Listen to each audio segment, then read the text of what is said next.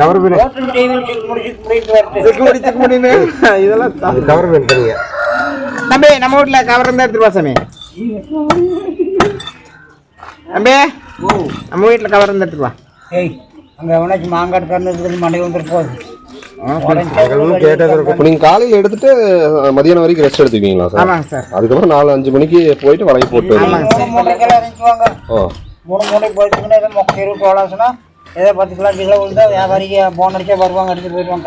சரக்குலாம் இங்கேயே கிடைக்குதா? அங்கே போகணுமா சார்? இங்கே ரோக்கல் இருக்குங்க சார். அதெல்லாம் உங்க சொல்ல சொன்னாங்களா? கேட்கறாங்களா வேணும்னா குடிப்பாங்களா? அதான் நீ சொல்லக்கூடாது பெரியப்பா. நீங்க அரசாங்கம் கேட்கறாங்க. நீங்க அரசாங்கம் தான் கவர்மெண்ட் சாரை துட்டு எனக்கு போய் ரைட்டுங்களே உட்கார வச்சு வண்டி விடுக்கிற பாருங்கிறேன் போலீஸ்காரன். நாங்க என்ன பதில் சொல்றது? அவன் தான் அதை சிறுகாம்பே அப்புறம் 200 ரூபாய் கட்டுங்கிறாங்கிறான்.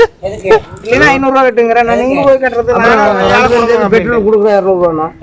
அப்போ உங்ககிட்ட மீன் போட்டுருக்குதுங்க, அதெல்லாம் பணமாகல. ஐயோ அது அதை பிடிச்சாங்கன்னா போலீஸ்காரன் நம்மளை முண்டிக்கு போய் கேஸ் போடுவாங்க. அது வழியில் போறாங்க. பரவாயில்ல, எனக்கு அப்பல் இல்லை போலீஸ் வாய் ஊதுங்கடாண்ணா. எங்க மந்திரியா இருந்தா ஊதிடுவான் ஒரு சங்கு. நீங்க அப்பயே நீ வேணா பயந்து சாமி எங்க கூட காசு கப்ப எதுவுமே இல்லைங்க சாமி, எங்களை விடுறது இருந்தா விடுங்க சார். இல்லைன்னா நீங்க வண்டி நீங்களே வச்சுருந்தா இங்கதான் நடந்து போய்க்கிறீங்க சார். 2 பேர் காசு கேட்டீங்கன்னா மாமா காசு வாங்கிட்டு வரேன் அப்படின்னு. நீ அங்கெல்லாம் போய்